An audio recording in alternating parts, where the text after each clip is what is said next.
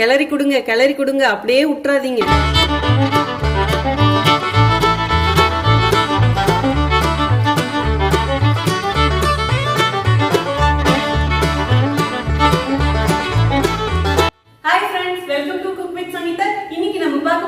மோர் குழம்பு. ஆமாங்க, ரொம்ப சிம்பிளா ஈஸியா சங்கீதா ஸ்டைல்ல அது வெள்ளை பூசணிக்காய் வச்சு செஞ்சு காட்ட போறேன். நான் இந்த மோர் குழம்ப எங்க மாமியார் கிட்ட இருந்து கத்துக்கிட்டேன். அவங்க செய்யறது கொஞ்சம் டிஃப்ரெண்டா இருக்கும். அதே ஸ்டைல்ல தான் உங்களுக்கு செஞ்சு காட்ட போறேன். ரொம்ப ரொம்ப சிம்பிளானது. இது யார் வேணாலும் செய்யலாம். டேஸ்ட் மட்டும் செம்ம சூப்பரா இருக்கும். அதே மாதிரி இந்த மோர் குழம்பு கலரை பார்த்தாலே சாப்பிடணும்னு தோணும். நம்ம சேனலை யாரெல்லாம் இன்னும் சப்ஸ்கிரைப் பண்ணலையோ சப்ஸ்கிரைப் பண்ணுங்க. கீழே இருக்கிற பெல் பட்டன்ல ஆல் பண்ணிட்டீங்கன்னா நான் போற வீடியோ உங்களுக்கு உடனே வரும். வாங்க இப்ப எப்படி செய்யுதுன்னு பார்க்கலாம்.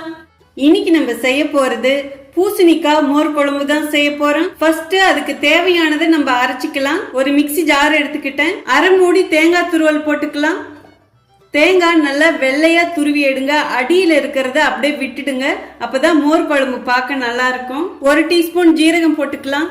இன்னைக்கு நம்ம 1 கிலோ வெள்ளை பூசணிக்காய் வச்சு மோர் குழம்பு பண்ண போறோம். அதுக்கு தகுந்த மாதிரி நான் அளவு எடுக்கிறேன். நீங்க இதை விட கம்மியா எடுக்கிறதா இருந்தா அளவு அதுக்கு தகுந்த மாதிரி போடுங்க. 2 டீஸ்பூன் துவரம் பருப்பு, சின்னதா ஒரு கட்டி பெருங்காயம், ரெண்டுமே 20 நிமிஷம் தண்ணியில ஊற வச்சிருக்கேன். இப்ப இது எல்லாத்தையுமே இதே ஜார்லயே போட்டுடலாம். சின்னதா ஒரு துண்டு இஞ்சி கட் பண்ணி வச்சிருக்கேன், அதுவும் இதுலயே போட்டுக்கலாம். சின்ன வெங்காயம் 3 போட்டுக்கலாம். பச்சை மிளகா 10 எடுத்திருக்கேன். பாருங்க, ரொம்ப சின்ன மிளகாயா இருக்கு, அதனால நான் 10 போடுறேன். இந்த பச்சை மிளகாயில காரமும் ரொம்ப கம்மியா இருக்கும். நீங்க எடுக்கிற மிளகாயில எவ்வளவு அளவு காரம் இருக்கோ அதுக்கு தகுந்த மாதிரி போட்டுக்கோங்க. அப்புறம் நான் நிறைய மிளகாய் போடுறேன்னு கமெண்ட் பாக்ஸ்ல சொல்லக்கூடாது.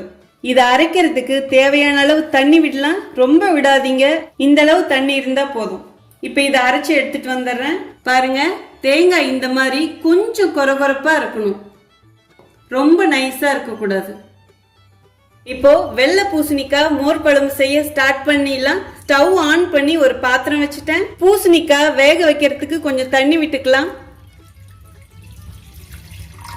1 கிலோ வெள்ளை பூசணிக்காய் பெரிய பெரிய பீஸா கட் பண்ணி வச்சிருக்கேன். இப்ப இதுவும் இதுலயே போட்டுக்கலாம். இந்த அளவு தண்ணி இருந்தா போதும், ஃபுல்லா முழுக கூடாது. ஏன்னா இந்த பூசணிக்காவுல இருந்தே தண்ணி வரும். இப்ப நல்லா கொதிச்சு வரட்டும்.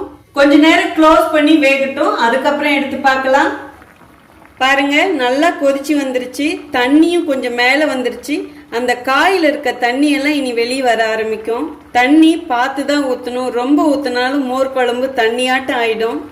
காய் நல்லா பெருசா இருக்கு, அதனால கொஞ்சம் வேக டைம் ஆகும். இடையில எடுத்து காய் நல்லா கிளறி கொடுங்க. எனக்கு இந்த மாதிரி காய் பெருசா கட் பண்ணி போட்டு சாப்பிட்றது ரொம்ப பிடிக்கும். அப்படியே ஒவ்வொரு பீஸையும் எடுத்து வாயில போடும்போது லபக்குன்னு உள்ள போயிடும். காய் பாதி வேகட்டும், அதுக்கப்புறம் நம்ம அரைச்ச தேங்காயை ஊத்தலாம். தயிர் இப்பயே மிக்சியில அடிச்சு வைக்க கூடாது. எப்ப ஊத்துறமோ அந்த டைம்ல தான் மிக்சியில அடிச்சு ஊத்தணும். மிக்சியில அடிச்சும் ஊத்தலாம், இல்ல கையில பீட்டர் வச்சும் அடிச்சு ஊத்தலாம். இப்ப இந்த காய் இன்னும் கொஞ்ச நேரம் வேகட்டும். பூசணிக்காய் பாதி வெந்துடுச்சு. இந்த ஸ்டேஜ்ல அரைச்சி வச்ச தேங்காயும் இதுலயே விட்டுக்கலாம். 3 பீஸ் வெங்காயம் போட்டு அரைச்சிருக்கேன். வெங்காயம் சாப்பிடாதவங்க வெங்காயத்தை விட்டுட்டு அரைச்சிக்கலாம். கொஞ்சமா தண்ணி ஊத்தி அந்த மிக்ஸி ஜாரையும் அப்படியே கழுவி விட்டுருங்க. இப்ப எல்லாத்தையும் நல்லா மிக்ஸ் பண்ணி கொடுங்க. பாருங்க, தேங்காய் இப்படி கொரகொரப்பா இருக்கணும், அப்பதான் பாருங்க பார்க்கும் போதே நல்லா இருக்கு. 1/4 டீஸ்பூன் மஞ்சள் பொடி போட்டுக்கலாம். இந்த குழம்புக்கு தேவையான அளவு உப்பு போட்டுக்கலாம். கல் உப்பு போடுறேன் நான். இப்ப எல்லாத்தையும் நல்லா ஒன்று சேர்த்து கிளறி கொடுங்க.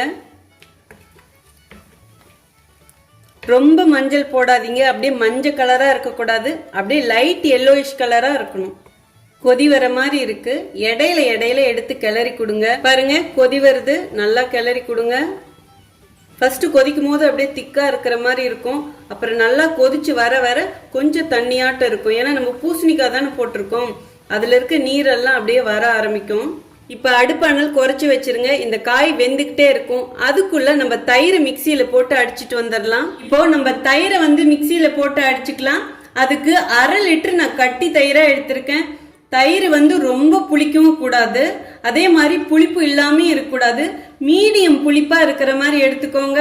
இந்த தயிரை இப்ப மிக்ஸி ஜார்ல ஊத்திக்கலாம். இந்த தயிரை நல்லா அடிச்சு எடுத்துட்டு வந்துடுறேன். பாருங்க, இந்த மாதிரி தயிரை நல்லா மிக்சியில அடிச்சு எடுத்துக்கணும். நாம இன்னைக்கு தேங்காயோட துவரம்பருப்பு போட்டு அரைச்சிருக்கோம்.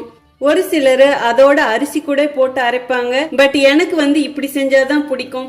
எனக்கு அரிசி போட்டா டேஸ்ட் அடைக்கிட்ட மாதிரி தோணும். துவரம்பருப்பு மட்டும் தேங்காயில போட்டு அரைச்சி செஞ்சு பாருங்க, ரொம்ப டேஸ்டா இருக்கும். பாருங்க, காய் நல்லா வெந்துக்குச்சு.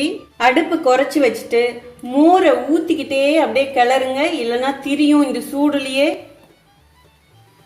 மோர் ஊத்தும் போதே கிளறணும். இப்போ நல்லா சேர்த்து கிளறி கொடுங்க. வாவ், என்ன கலர் பாருங்க, அந்த லெமன் எல்லோயிஷ் கலர்னு சொல்லுவாங்கல்ல, அந்த மாதிரி வந்திருக்கு. ரொம்ப நேரம் கொதிக்க கூடாதுங்க. இது எல்லாம் சேர்ந்துட்டு அப்படியே லைட்டா ஒரு கொதி வரும்போது நம்ம ஆஃப் பண்ணணும். இங்கதான் ரொம்ப கவனமா பார்க்கணும். இந்த ஸ்டேஜ்ல உப்பு கரெக்டா இருக்கான்னு பாத்துக்கோங்க. பத்துலனா கொஞ்சம் ஆட் பண்ணி கிளறி கொடுங்க. பாருங்க, அப்படியே நல்லா நுரக்கட்டுது. அப்படியே ஒரு கொதி வரும்போது நம்ம ஆஃப் பண்ணிடணும், இல்லைன்னா திரிஞ்சிடும். பாருங்க, அப்படியே கொதி வர ஆரம்பிச்சிருச்சு. கிளறி கொடுங்க, கிளறி கொடுங்க, அப்படியே விட்டுறாதீங்க. அவ்வளவுதாங்க, ஸ்டவ் ஆஃப் பண்ணிடுங்க. இப்ப இந்த அடுப்புல இருந்து நம்ம வேற இடத்துக்கு மாத்திடணும். இன்னும் சூடாயிட்டு அந்த தயிர் திரிஞ்சிடும். அவ்வளவுதாங்க, இப்ப ஸ்டவ்வும் ஆஃப் பண்ணிட்டோம். இப்ப இது வேற இடத்துக்கு மாத்தி வச்சுட்டு நம்ம இப்ப தாளிப்புக்கு ரெடி பண்ணலாம். இப்ப மோர் குழம்புக்கு தாளிப்பு ரெடி பண்ணிக்கலாம். ஸ்டவ் ஆன் பண்ணி ஒரு பாத்திரம் வச்சுட்டேன். தேங்காய் எண்ணெயில தான் நான் தாளிக்க போறேன். தேங்காய் எண்ணெய்க்கும் மோர் குழம்புக்கும் அவ்வளவு சூப்பரா இருக்கும். இப்ப தேவையான அளவு தேங்காய் எண்ணெய் விட்டுக்கலாம். இந்த எண்ணெய் சூடாகட்டும். அதுக்குள்ள 5 காஞ்ச மிளகாய் நான் எடுத்து வச்சிருக்கேன் தாளிப்புக்கு. பாருங்க, இதுல ஒரு விஷயம் இருக்கு. காம்பு எடுத்துருங்க. இந்த விதையை மட்டும் அப்படியே வெளியில தள்ளி விடுங்க. இந்த மிளகாய நம்ம முழுசா போட்டுதான் தாளிக்க போறோம். அந்த விதை எண்ணெயிலேயே நல்லா பொரியணும். விதைய நீங்க சாப்பிட்டு பாருங்க, சாதத்தோட அவ்வளோ டேஸ்டா இருக்கும். இந்த மிளகா உள்ளே விதை இருந்ததுன்னா அவ்வளவு சரியா நல்லா வறுபடாது. அதனால இந்த மாதிரி தனியா உளுத்தி எடுத்துடணும். நான் எல்லாமே இதே மாதிரி பண்ணிட்டேன். இப்ப இது ஒரு பக்கம் வச்சிருங்க. 1 டீஸ்பூன் கடுகு போட்டுக்கலாம். உளுத்தம்பருப்பு டேஸ்ட் பிடிக்கிறவங்க இந்த ஸ்டேஜில் 1 டீஸ்பூன் உளுத்தம்பருப்பு போட்டுக்கோங்க. நான் போடல, ஏன்னா என் பையன் சாப்பிட மாட்டான். கடுகு நல்லா பெரிய கடுகா போடுங்க, நல்ல டேஸ்டா இருக்கும். வெந்தயம் 1/2 டீஸ்பூன் போட்டுக்கலாம். மோர் குழம்புக்கு நிறைய பேர் வெந்தயம் போட மாட்டாங்க. பட் வெந்தயம் போட்டு செஞ்சு பாருங்க, செம்ம டேஸ்டா இருக்குங்க. காஞ்ச மிளகாயும் நம்ம இதிலே போட்டுக்கலாம். நான் 5 மிளகாய் போட்டிருக்கேன். நீங்க காரம் கம்மியா வேணும்னா இதை விட கம்மியா போட்டுக்கோங்க. பெருங்காயத்தூள் 1/2 டீஸ்பூன் போட்டுக்கலாம். ஆல்ரெடி நம்ம கட்டி பெருங்காயம் தேங்காயோட போட்டு அரைச்சிருக்கோம். ஆனாலும் மோர் குழம்புக்கு நிறைய பெருங்காயம் போட்டா சூப்பரா இருக்கும். கருவேப்பிலை ஒரு கொத்து போட்டுக்கலாம். இப்ப ஸ்டவ் ஆஃப் பண்ணிடுங்க. இந்த சூட்லயே கருவேப்பிலை பொரிஞ்சிடும். அவ்வளவுதான், மோர் குழம்புக்கு தாளிப்பு சூப்பரா ரெடி ஆயிடுச்சு. விருப்பப்பட்டீங்கன்னா இந்த ஸ்டேஜ்ல ஒரே ஒரு பிஞ்சு மிளகாய் பொடியும் சேர்த்துக்கலாம். இப்ப தாளிப்பை நம்ம மோர் குழம்புல கொட்டிடலாம். இந்த கரண்டியில கடுகுலாம் ஒட்டிட்டு இருக்கு பாத்தீங்களா, அப்படியே இந்த குழம்புல விடுங்க. இதையும் அப்படியே இதுலயே ஊத்திடுங்க. ஏன்னா அந்த சூட்டோட வரும்போதும் இதுக்கு ஒரு ஃப்ளேவர் கிடைக்கும், சூப்பரா இருக்கும். அவ்வளவுதாங்க, மணக்க மணக்க ரொம்ப சிம்பிளா நம்ம மோர் குழம்பு ரெடி ஆயிடுச்சு. இனி உங்களை காக்க வைக்க போறது கிடையாது. வாங்க இப்ப எப்படி இருக்குன்னு டேஸ்ட் பார்த்துடலாம்.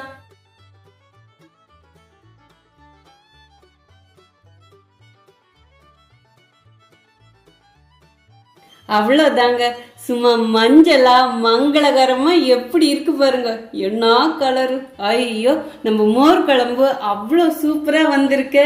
எப்படி இருக்குன்னு இப்ப டேஸ்ட் பார்த்து உங்களுக்கு சொல்லிடுறேன். சும்மா ஜம்முன்னு வந்திருக்குங்க. ஆஹா, பார்க்கும் போதே அம்புட்டு கலரு. ரொம்ப மஞ்சளும் போடாதீங்க, உங்களுக்கு இந்த கலர் கிடைக்காது. இப்போ எப்படி இருக்குன்னு சாப்பிட்டு பார்த்துருவோம். வா,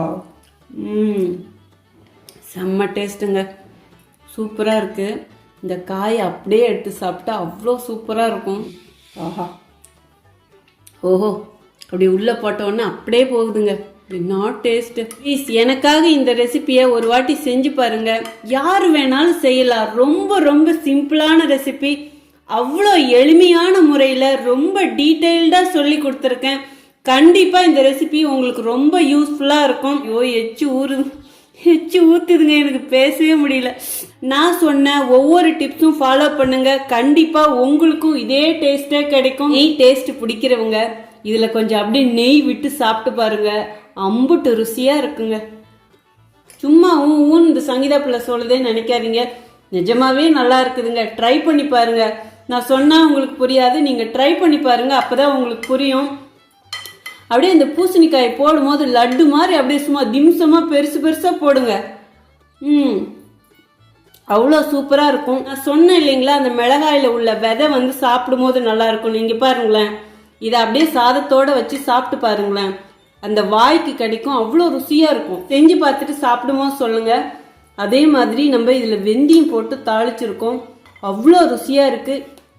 ஈவன் உங்களுக்கு வெங்காயம் பிடிச்சதுன்னா நீங்க இதுல வெங்காயம் கூட கண்டிப்பா தாளிக்கும் போது சேர்த்துக்கலாம், அவ்வளோ ருசியா இருக்கும். நிறைய பேர் வெங்காயம் சேர்த்துக்க மாட்டாங்க, அதனாலதான் நானும் சேர்க்கல.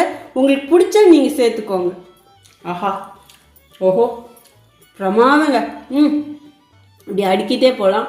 நிஜமாவே ரொம்ப ரொம்ப ரொம்ப சூப்பரா இருக்கு. கண்டிப்பா நீங்களும் ட்ரை பண்ணி பாருங்க. ட்ரை பண்ணி பார்த்துட்டு ப்ளீஸ் மறக்காம கமெண்ட் பாக்ஸ்ல எனக்கு எப்படி இருக்குன்னு சொல்லுங்க. இந்த ரெசிபி உங்களுக்கு பிடிச்சிருந்தா ஃபர்ஸ்ட் ஒரு லைக் கொடுத்துருங்க. ரொம்ப ரொம்ப பிடிச்சா உங்க ஃப்ரெண்ட்ஸ் அண்ட் ஃபேமிலிக்கு ஷேர் பண்ணுங்க.